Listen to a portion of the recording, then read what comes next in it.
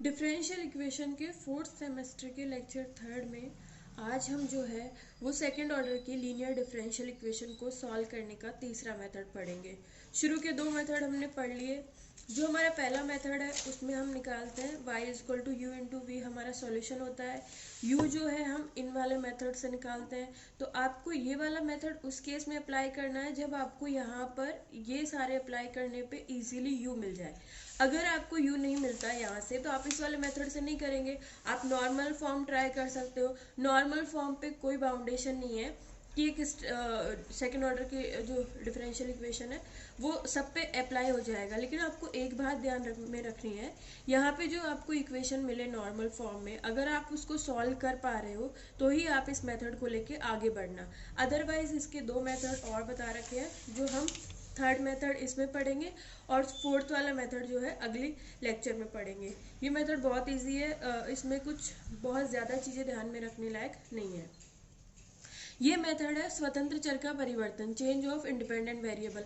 हमारा independent variable इस वाली इक्वेशन में क्या है, x, और हम जो नई इक्वेशन बनाएंगे उसमें हम x को रिप्लेस कर देंगे z से, और y जो है आपका यहाँ पे डिपेंडेंट वेरिएबल है, y भी यहीं पे रहेगा। तो ये मेथड क्या कहता है, ये हमारी दी हुई इक्वेशन है, इस इक्वेशन को हम रिड्यूस कर लेंगे इस वाली इक्वेशन में। यहाँ हमारा इंडिपेंडेंट वेरिएबल x जो है वो x से z हो जाएगा, इसलिए हम इस मेथड को कहते हैं स्वतंत्र चर का परिवर्तन। तो आपको सबसे पहले तो ये वाली इक्वेशन दी हुई होगी, ये वाली इक्वेशन आपको याद करके जानी है, और यहाँ पे P1, Q1 और R1 की वैल्यू जो है हमारी ये होगी। P1 हमारा होगा Z double dash plus P Z dash upon Z dash का स्क्वायर। Q1 हमारा होगा Q अपॉन Z डैश का स्क्वायर। R1 होगा R अपॉन Z डैश का स्क्वायर। इसमें जो है इंडिपेंडेंट वेरिएबल x को z में चेंज किया जाता है, ये बात मैंने आपको बता दी। ये मेथड किस तरह से काम करता है, हमें इस इक्वेशन को रिड्यूस करके इसमें लाना है। तो यहाँ पे आपको q दिया हुआ होगा और हम क्या करते हैं, इनमें से एक को अपनी तरफ से अज्यूम कर लेते हैं। जैसे मैंने q1 को मान लिया, यहाँ पे अगर q2 है तो इसको मैंने मान लिया q1 मेरा 2 है, तो ये 2 से 2 कैंसिल हो जाएगा, z डैश इक्वल टू क्या आ जाएगा, z dash square equal to क्या हो जाएगा 1, तो z डैश इक्वल टू क्या हो जाएगा 1। तो वहां से हम z की वैल्यू निकाल सकते हैं, z की वैल्यू निकल जाएगी तो P1 और R1 की वैल्यू निकाल लेंगे, तीनों की वैल्यू मिल जाएगी, वापस ले जाके इसमें पुट कर देंगे। ये मेथड हम क्यों यूज़ करते हैं, क्योंकि ये वाली इक्वेशन सॉल्व करने में टफ होती है, लेकिन ये जो हमें नई इक्वेशन मिलती है ये कंपैरेटिवली इजी इक्वेशन मिलती है, इसलिए हम इसको इसमें रिड्यूस करना प्रेफर करते हैं। तो एक एग्जांपल पढ़ लेते हैं इस पे। जैसे ये एग्जांपल है,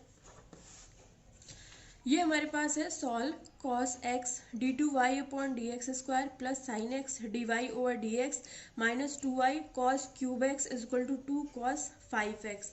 सबसे पहले हम इसको स्टैंडर्ड फॉर्म में चेंज कर लेंगे, क्योंकि हमें कैपिटल P, कैपिटल Q और कैपिटल R की वैल्यू चाहिए, तो वो हमें स्टैंडर्ड फॉर्म से कंपैरिजन करने पे ही मिलेगी। तो वहाँ पे स्टैंडर्ड फॉर्म में सेकंड ऑर्डर के डेरिवेटिव का गुणांक 1 होता है, तो इसका गुणांक 1 करने के लिए पूरी इक्वेशन को cos x से गुणा कर देंगे। तो यहाँ पे हमारी इक्वेशन cos x से डिवाइड कर देंगे, गुणा नहीं करेंगे, डिवाइड कर देंगे। तो पूरी इक्वेशन को cos x से डिवाइड करने पर हमारे पास क्या आएगा, यहाँ पर d2y और dx स्क्वायर, यहाँ पे sin x पहले से है, cos x से डिवाइड करेंगे तो tan x हो जाएगा, dy और dx minus 2y as it is है, cos क्यूब x है, एक cos से डिवाइड करेंगे तो cos स्क्वायर x रह जाएगा। इधर जो है cos 2 टाइम cos की पावर 5 है, जो cos x से डिवाइड करने पर cos की पावर 4 रह जाएगी। अब इसको स्टैंडर्ड फॉर्म से कंपैरिजन करते हैं और कैपिटल P Q R की वैल्यू फाइंड आउट करते हैं। तो जो dy और dx के साथ होता है वो हमारा कैपिटल P होता है, तो कैपिटल P क्या हो जाएगा tan x, कैपिटल Q क्या हो जाएगा माइनस 2 cos स्क्वायर x जो y के साथ है, और कैपिटल R क्या हो जाएगा जो इक्वेशन के राइट हैंड साइड में है, यानी कि 2 cos की पावर 4x। अब यहाँ पे आप देखिए हमारा जो फॉर्मूला है वो ये है कि यहाँ पे आपको Q जो है वो क्या दिया हुआ है, माइनस 2 cos स्क्वायर x, और आपका फॉर्मूला जो है वो ये कहता है Q1 इज इक्वल टू होता है Q अपॉन Z डैश का स्क्वायर।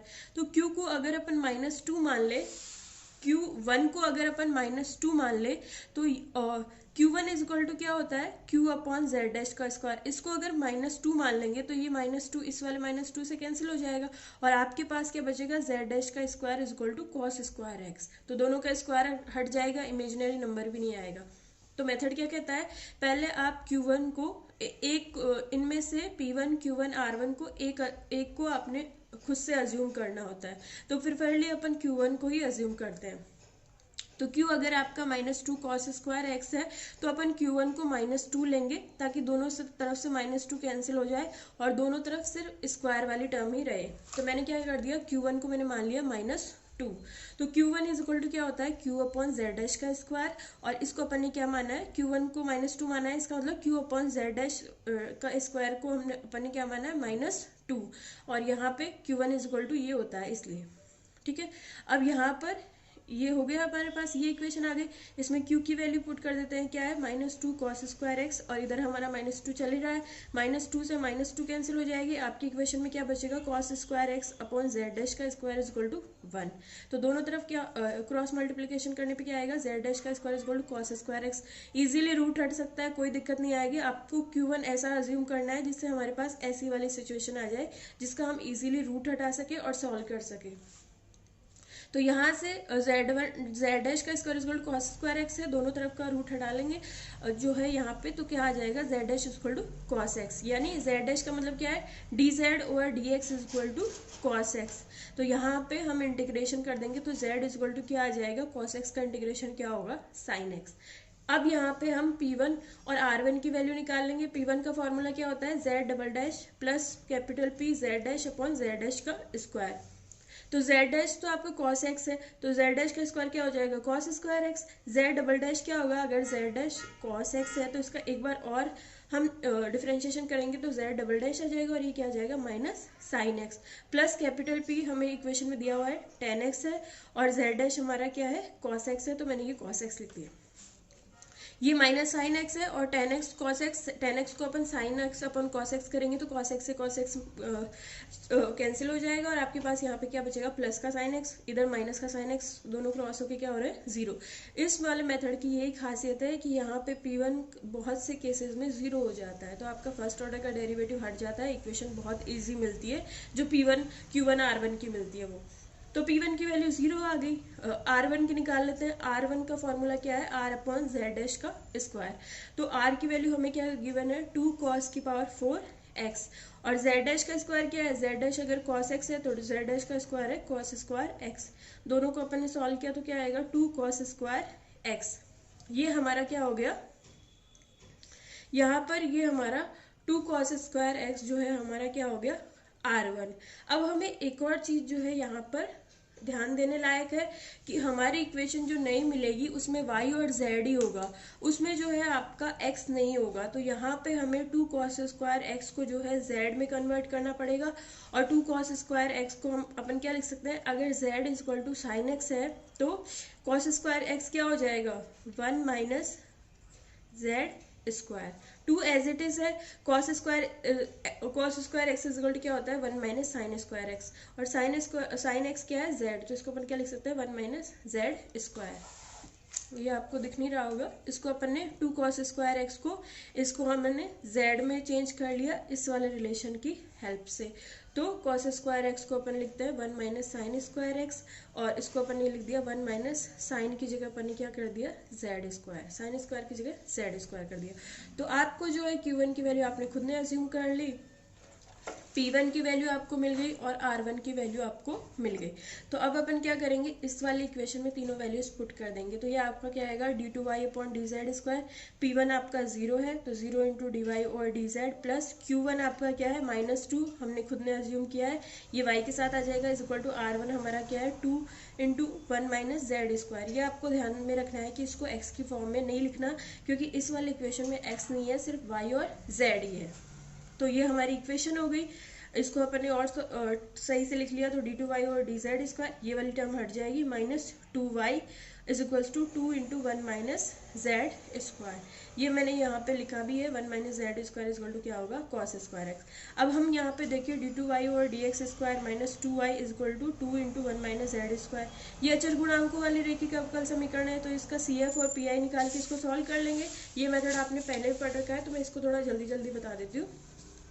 इसके सहायक समीकरण क्या होगी, इस इक्वेशन को हम लिख सकते हैं d square minus capital d square minus 2, तो सहायक समीकरण क्या हो जाएगी, m square minus, m square is equal to minus क्या होगा यहाँ पर 2, ये मैंने थोड़ा लिखने में गलती कर दी।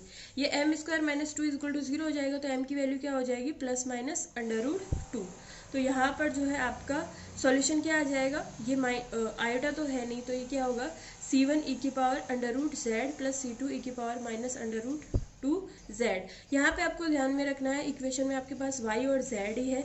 y की आप वैल्यू निकाल रहे हो, इंडिपेंडेंट वेरिएबल क्या है, z है, तो यहाँ पे हम सॉल्यूशन z में ही लिखेंगे और लास्ट में z को कन्वर्ट कर लेंगे x में।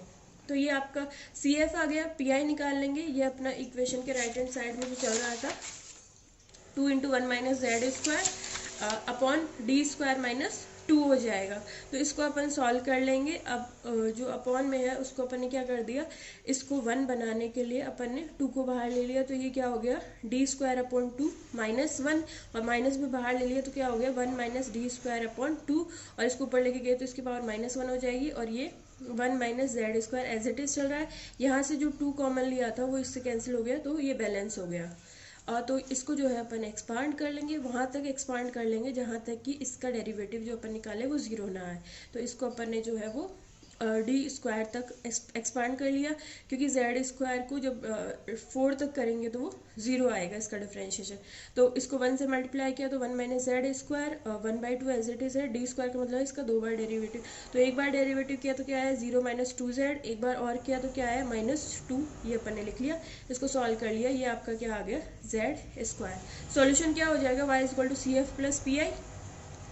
CF आपका क्या है c1 e की पावर √2z, और यहाँ पे ये आपका यहाँ तक का CF है और ये PI है। z को x में कन्वर्ट करना है, तो z इक्वल टू क्या है sin x, तो z की जगह क्या लिख देंगे sin x, तो आपकी इक्वेशन किस में आ जाएगी, y और x में। ये आपका क्या हो जाएगा, सॉल्यूशन हो जाएगा। इस वाले इक्वेशन में, इस वाले मेथड में आपने देखा कि इसमें y equal to u into v वाला कंसेप्ट नहीं है, वो हमारे शुरू वाले 2 मेथड्स में ही है। इस वीडियो का जो PDF है उसका, इस वीडियो का PDF आपको डिस्क्रिप्शन में मिल जाएगा।